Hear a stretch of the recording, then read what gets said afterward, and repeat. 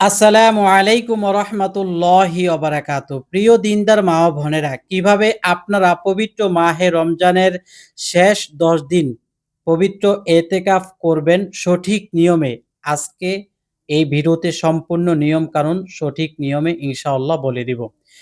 প্রিয় মা ও বোনেরা, এই পবিত্র 10 দিন আপনি সম্পূর্ণ টাইম কিভাবে ওজিফা পাঠ করবেন, কি দোয়া আমল পেশ করবেন আল্লাহর কাছে, এ টু জেড আমল ওজিফাগুলো বলে দিব। যে বিষয়গুলো আজকের এই ভিডিও থেকে আমরা জেনে নিব: ১. এতেকাফের অর্থ কি এবং এতেকাফ দ্বারা কি বোঝায়? ২. এতেকাফ করলে আমাদের লাভ কি, ফজিলত কি? ৩. এতেকাফের শুরু এবং শেষ সময় কখন? কখন শুরু করব, কখন এতেকাফ শেষ করব? ৪. এতেকাফ না করলে কি আমাদের কোনো গুনাহ হবে? ৫. মহিলারা কোন জায়গায় এতেকাফ করবে? ৬. এতেকাফ শুদ্ধ হওয়ার জন্য ৩টি শর্ত আছে। ৩টি শর্ত কি? অবশ্যই জানতে হবে। ৭. এতেকাফে বসার পর আপন কেউ মারা গেলে বা অসুস্থ হলে বা নিজে অসুস্থ হলে ছেড়ে দিয়ে যেতে পারবে কিনা?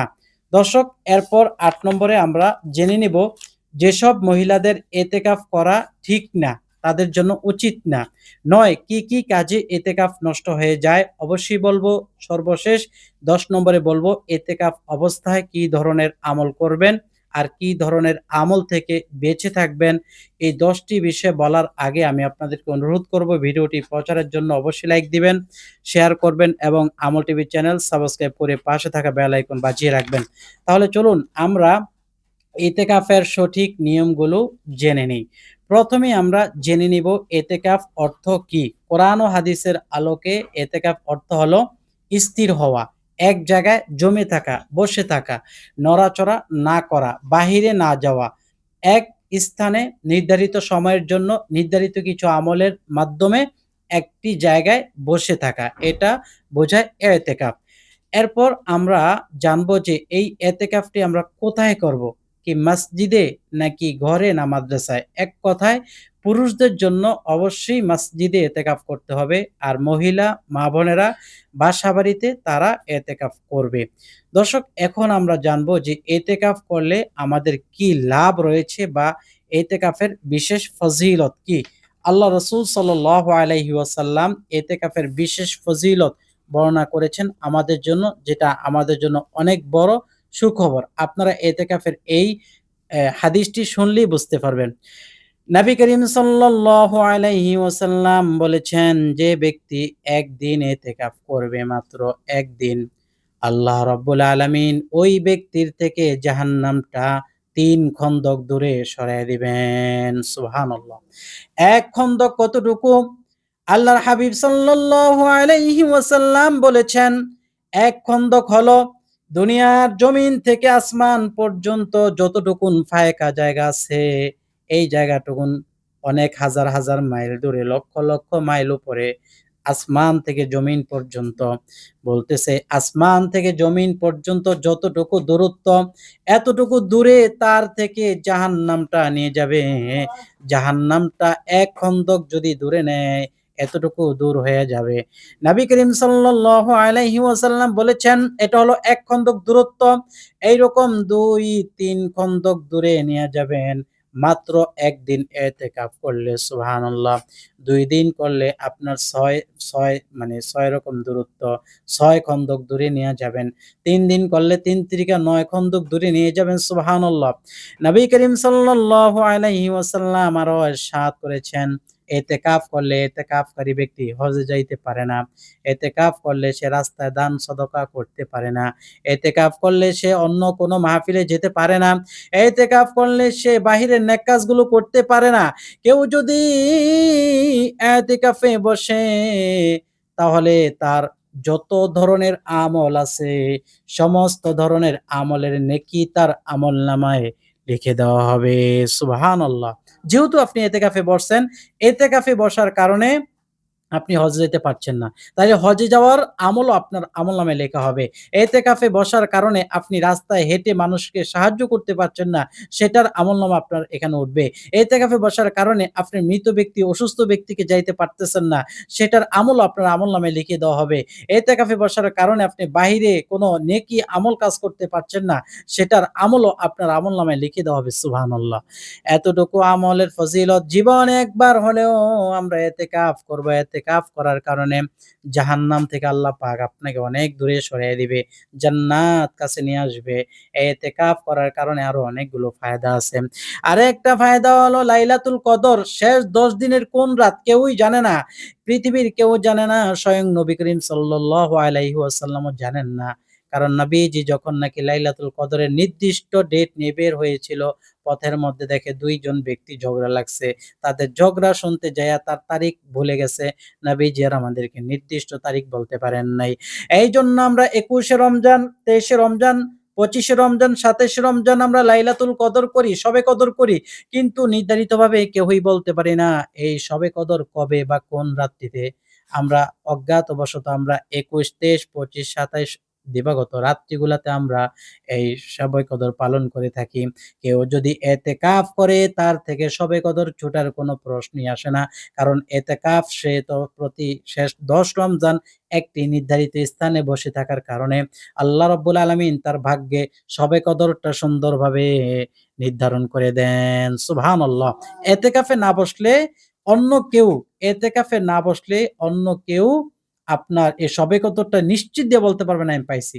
কারণ এতেকাফে বসলে তো সে আছেই ২৪ ঘন্টা একই জায়গায়। তো তার ছুটে যাওয়ার কোনো সম্ভাবনা নেই। আল্লাহু আকবার! এজন্য আমরা এতেকাফ করব, এতেকাফ ছেড়ে দিব না। এখন আমরা জানবো এতেকাফের শুরু এবং শেষ সময় কখন পর্যন্ত। ২০ রমজান ২০ রোজা, ২০ রোজা শেষ, এরপর মাগরিব শুরু। এই মাগরিব থেকে আপনার ২১ রোজার রাত শুরু।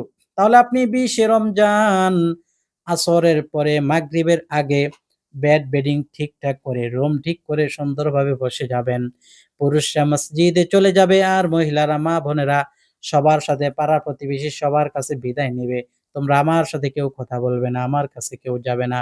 তোমরা যে যা পাওনা টাকা আছে আমার কাছ থেকে নিয়ে যাও। যে যার কথা আছে আমার কাছে বলো। আমি সব কথা বলে দিব এখন। আমি এতেকাফে বসলে আমার সাথে হাই হেল্লো করা যাবে না, কোনো কথা বলা যাবে না। শুধুমাত্র প্রয়োজনীয় কথা বলতে পারবে, এছাড়া অন্য কোনো কথা বলা যাবে না। যারা কথা বলার আমার সাথে বলে নাও। এইভাবে প্রতিবেশীর সাথে বিদায় নিয়ে ২০ রমজান, ২০ রোজার ইফতারির আগে আপনি আপনার নির্ধারিত স্থানে বসে যাবেন। এটা হলো আপনার এতেকাফের শুরু। এরপরে শেষ হবে যেদিন আপনি ঈদের রাতের চাঁদ দেখতে পাবেন, ঈদের চাঁদ দেখতে পাবেন, শাওয়ালের চাঁদ দেখতে পাবেন। সঙ্গে আপনার এতেকাফ সম্পূর্ণ হয়ে যাবে। আপনি ঈদের চাঁদ দেখছেন তো আপনার এতেকাফ শেষ। আপনি উঠে যেতে পারবেন। চাঁদ রাতেই উঠে যেতে পারবেন। আপনার শীতের দিন সকালে উঠতে হবে, বিষয়টা এমন না। এতক্ষণ আমরা শুনলাম এতেকাফের শুরু ও শেষ সময়। এখন আমরা শুনবো এতেকাফ না করলে কি গুনাহ হবে। একটি মহল্লার কোনো ব্যক্তিবর্গরা যদি একজনও যদি না বসে এতেকাফে, তাইলে ওই মহল্লার সবাই গুনাহগার হবে। নাউজুবিল্লাহ! মহিলারা গুনাহগার হবে না, কারণ মহিলারা তো মসজিদে যেতে পারবে না। মসজিদে যেকোনো একজন পুরুষ হইলেও বসতে হবে। ওই পুরুষ যদি না বসে, তাহলে গ্রামের সকল পুরুষরা দায়ী হবে। আল্লাহর কাছে জবাব দিতে হবে। আল্লাহ রব্বুল আলামিন আমাদের সবাইকে এতেকাফে বসার তৌফিক দান করুক। আমিন। এরপরে আমাদের আলোচনার বিষয় হলো মহিলারা কোন জায়গায় এতেকাফে বসবে। ঘরের ভিতরে ৩-৪ টা রুম থাকে। এমন একটা রুম বেছে নিতে হবে যেই রুমে কোনো মানুষের আনাগোনা নেই। যে রুমে অন্য কোনো মানুষ যাবে না। তারপরে কোনো কথাবার্তা বলবে না। অহেতুক কথাবার্তা বলবে না। নির্ধারিত একটা স্থানে সে বেছে নেবে। যেই জায়গায় চুপচাপ নিরিবিলিভাবে সে এতেকাফ করতে পারবে। প্রিয় দিনদার মা ও বোনেরা, এটা দ্বারা আবার এটাই বুঝিয়েন না আপনি মনে হয় একেবারেই চুপ। চুপ না, আপনি দিন ধর্মের কথা বলতে পারবেন, জিকির করতে পারবেন, প্রয়োজনীয় কথা বলতে পারবেন। এছাড়া আপনি দুনিয়াবি কোনো কার্যকলাপ করতে পারবেন না এতেকাফে বসে। ঘরের ৩-৪ টা রুমের ভিতরে যেকোনো একটা রুম, নিরিবিলি রুম আপনি বেছে নিবেন। ওই রুমের পার্টিশন থাকলে ভালো, পার্টিশন না থাকলে নিজে একটা পর্দা দিয়ে নিবেন। যাতে সর্বক্ষণ আপনাকে অন্য একজন ব্যক্তি দেখতে না পায়। আপনি পর্দার ভিতরে থেকে সুন্দরভাবে এতেকাফ করবেন।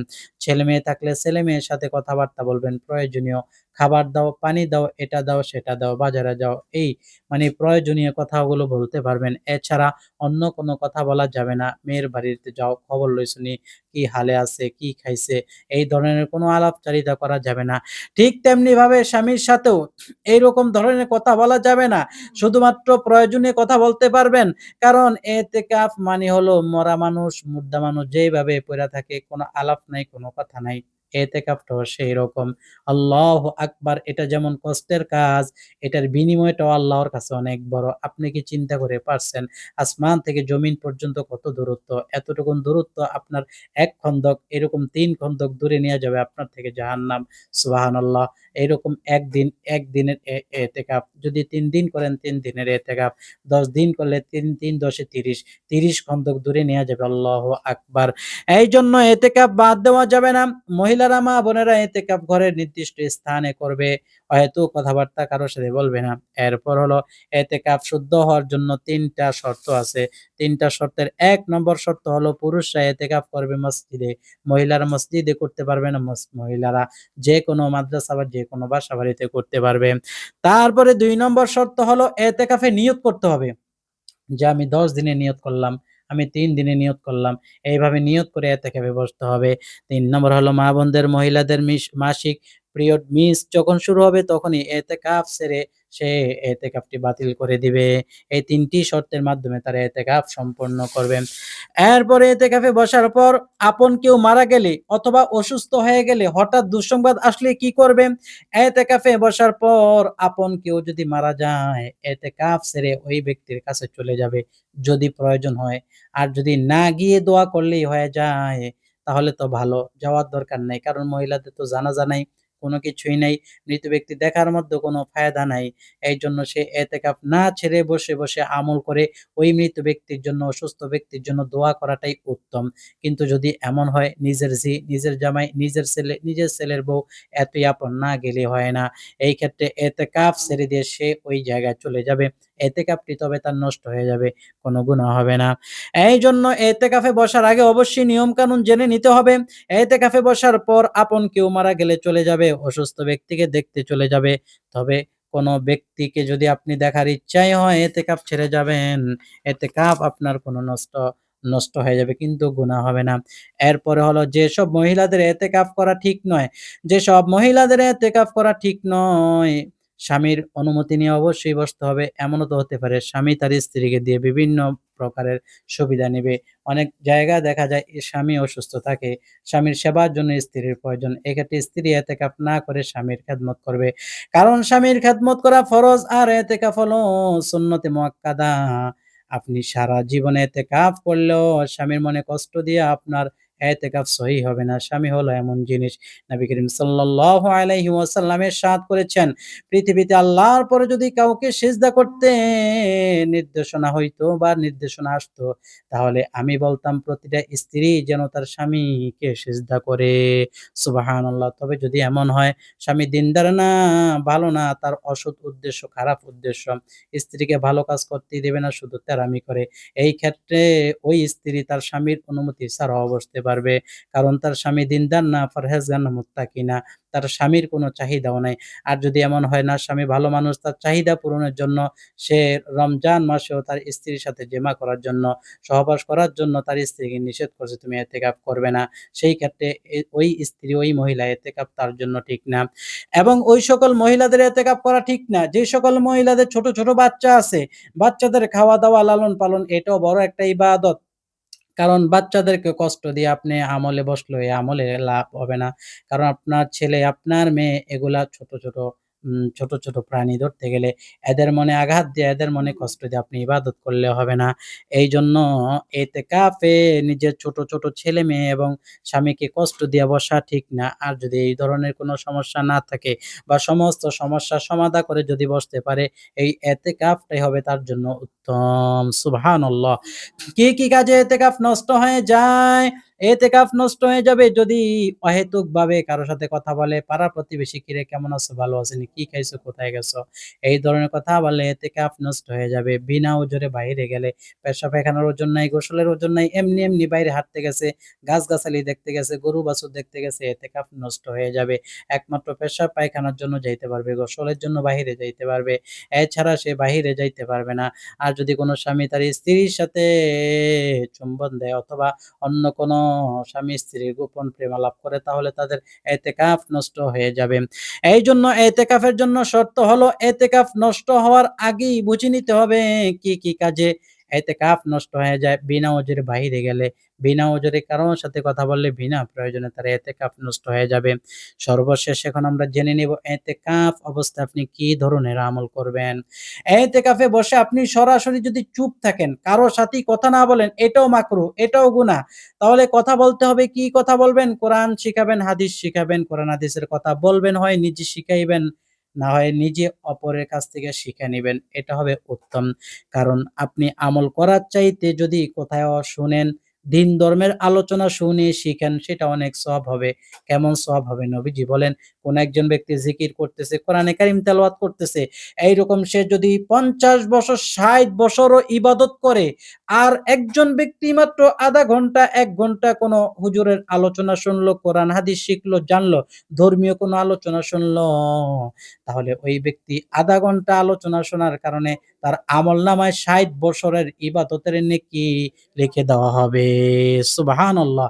এজন্য ধর্ম নিয়ে শিখা, আলোচনা শোনা, কোরআন হাদিস শিখা, কোরআন হাদিসের কিছু কথা নেওয়া, জ্ঞান নেওয়া, তালিমে বসা, এটা যদি ০.৫ ঘন্টা, আরেক ব্যক্তি ৬০ বছর নামাজ, ৬০ বছর রোজা, ৬০ বছর ইবাদত, ৬০ বছর তাসবিহ জপতে আছে, তার যে পরিমাণ সওয়াব হইব আপনি ০.৫ ঘন্টায় এই পরিমাণ সওয়াব পাইবেন। যদি কোনো একটা দ্বীনি মাজমায়, যদি কোনো একটা আলোচনার আসরে, যদি কোনো একটা ওয়াজের ময়দানে, যদি কোনো একটা তালিমে বসে কোরআন হাদিসের ওই সম্পর্কে কথা শুনেন। আল্লাহু আকবার কাবীরা। তাহলে বুঝতে পারলাম এতেকাফে অবস্থায় আমলগুলো করার জন্য একেবারে চুপ হওয়া যাবে না। অবশ্যই আপনি কথা বলবেন। এরপরে আমল করবেন কি, কি? ৪ টা আমল আমি বলে দিচ্ছি এতেকাফে বসে ৪ টা দোয়া। ১ম এ হলো লা ইলাহা ইল্লাল্লাহ কালিমা তাইয়্যিবা। এই জিকিরটি বেশি, বেশি করবেন। আল্লাহ রাসূল সাল্লাল্লাহু আলাইহি ওয়াসাল্লাম বলেছেন, ৭ আসমান, ৭ জমিন, পৃথিবীর যা কিছু আছে, আরশ, লৌহ মাহফুজ, কলম যা কিছু আছে সব যদি এক পাল্লায় দেওয়া হয়, আরেকটা পাল্লায় যদি লা ইলাহা ইল্লাল্লাহ ছোট্ট বাক্যটা লিখে দেওয়া হয়, তাহলে নবীজি বলেন ৭ আসমান, ৭ জমিন, পৃথিবীর পাল্লাটা হালকা হইয়া লা ইলাহা ইল্লাল্লাহর পাল্লাটা ভারী হয়ে যাবে। সুবহানাল্লাহ! তাহলে বোঝা গেল পৃথিবীর চাইতেও বেশি মূল্য লা ইলাহা ইল্লাল্লাহ। লা ইলাহা ইল্লাল্লাহ কেউ যদি মন থেকে একবার বলে, সারা জীবনে একবার বলছে, ওই ব্যক্তিকে আল্লাহ রাব্বুল আলামিন জান্নাতুল ফেরদাউস নসিব করে দিবেন। সুবহানাল্লাহ! এটা হলো ১ নম্বর জিকির, বেশি, বেশি লা ইলাহা ইল্লাল্লাহ পাঠ করা। ২ নম্বর জিকির হলো লা হাওলা ওয়ালা কুওয়াতা ইল্লা বিল্লাহ, লা হাওলা ওয়ালা কুওয়াতা ইল্লা বিল্লাহ। নবীজি সাল্লাল্লাহু আলাইহি ওয়াসাল্লাম বলেছেন, জান্নাতে ধনভান্ডার আছে। বাংলাদেশের ধনভান্ডার হলো গ্যাস। গ্যাস যদি না থাকতো বাংলাদেশের দাম থাকতো না। রাশিয়ায় যদি তেল না থাকতো রাশিয়ার দাম থাকতো না। সৌদি আরবে যদি স্বর্ণের খনি না থাকতো সৌদি আরবের দাম থাকতো না। পৃথিবীর প্রতিটা দেশে, দেশে একেকটা খনি আছে। যেটা মাটির নিচে পাওয়া যায়। ওইটা দিয়ে সারা পৃথিবীর দেশ চলতে থাকে। ঠিক জান্নাতের একটা ধনভান্ডার আছে সেটা হলো লা হাওলা ওয়ালা কুওয়াতা ইল্লা বিল্লাহ। যে ব্যক্তি নাকি বাংলাদেশের গ্যাস পাইয়া গেছে ওই ব্যক্তি কোটি, কোটি টাকার মালিক হয়ে গেছে। যে ব্যক্তি নাকি রাশিয়ার তেলের খনি পাইছে ওই ব্যক্তি কোটি, কোটি টাকার মালিক হয়ে গেছে। যে ব্যক্তি সৌদি আরবের স্বর্ণের খনি পাইছে সে ব্যক্তি কোটি, কোটি টাকার মালিক হয়ে গেছে। যে ব্যক্তি নাকি লা হাওলা ওয়ালা কুওয়াতা ইল্লা বিল্লাহ পাঠ করে মরছে ওই ব্যক্তি জান্নাতের ধনভান্ডার পাইয়া গেছে। সুবহানাল্লাহ, আল্লাহু আকবার। ২ নম্বর তাসবিহ শেষ হলো। ৩ নাম্বার তাসবিহ হলো সাল্লাল্লাহু আলাইহি ওয়াসাল্লাম। নবীজি সাল্লাল্লাহু আলাইহি ওয়াসাল্লাম বলেন, যে ব্যক্তি নাকি আমার উপরে একবার দুরূদ শরীফ পাঠ করে আল্লাহ রাব্বুল আলামিন আসমান থেকে সরাসরি তার উপর ১০ টা রহমত নাজিল করেন। ১০ টা গুনাহ তার আমলনামা থেকে সঙ্গে, সঙ্গে মুছিয়া দেন। ১০ টা নেকি তার আমলনামায় যোগ করিয়া দেন। সুবহানাল্লাহ। এইজন্য বেশি, বেশি আমরা এতেকাফে বসি আর না বসি পুরো মাহে রমজান জুড়ে আমরা কি পাঠ করব? সাল্লাল্লাহু আলাইহি ওয়াসাল্লাম, সাল্লাল্লাহু আলাইহি ওয়াসাল্লাম, সাল্লাল্লাহু আলাইহি ওয়াসাল্লাম। অপরদিকে আরেকটা ভয়ংকর হাদিস, সেটা হলো নবী করিম সাল্লাল্লাহু আলাইহি ওয়াসাল্লাম একদিন মসজিদে নববীতে গেলেন। ১ম সিঁড়িতে পা রেখে বললেন আমিন। ২য় সিঁড়িতে পা রেখে বললেন আমিন। ৩য় সিঁড়িতে পা রেখে বললেন আমিন।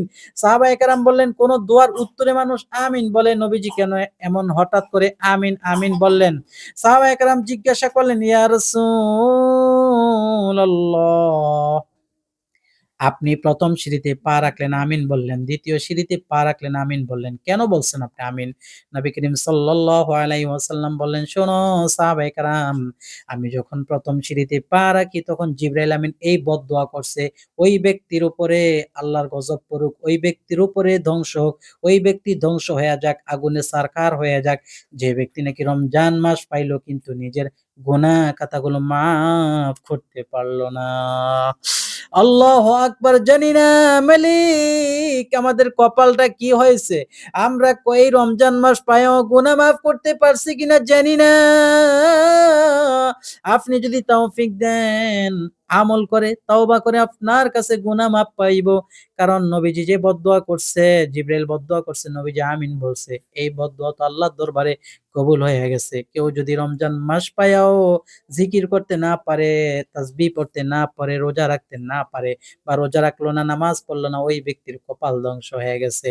আর যে ব্যক্তি নাকি রমজান মাস পায়া আল্লাহ পাকের নিকট তাসবিহ জপতে পারলো, নামাজ পড়তে পারলো, তারাবির নামাজ পড়লো, রোজা রাখলো, ওই ব্যক্তির কপাল আল্লাহর কাছে কবুল হয়ে গেছে। সুবহানাল্লাহ। নবী আপনি ২য় সিঁড়িতে পা রেখে আমিন বললেন কেন? নবীজি বলছে, শোনো, জিবরাইল আমিন তখন এই বদদোয়া করছে, ওই ব্যক্তির উপরে ধ্বংস হোক, ওই ব্যক্তির জন্য ধ্বংস, যে ব্যক্তি নাকি নিজের পিতামাতা পাইলো কিন্তু জান্নাত ক্রয় করতে পারল না। তার মানে হলো নিজে আপন পিতামাতা পাইলো কিন্তু পিতামাতারে খাওয়ায় নাই, ঠিকমতো খবর নেয় নাই। পিতামাতারে শীতে কষ্ট দিছে, বস্ত্র কিনা দেয় নাই। পিতামাতারে খাবার খাওয়ায় নাই, বউরে নিয়ে আনন্দে ফুর্তিতে রইছে বিল্ডিং এ। মারে বাহিরে দোতলা ঘরে ফালাইয়া রাখছে, কুঁড়ের ঘরে ফালাইয়া রাখছে।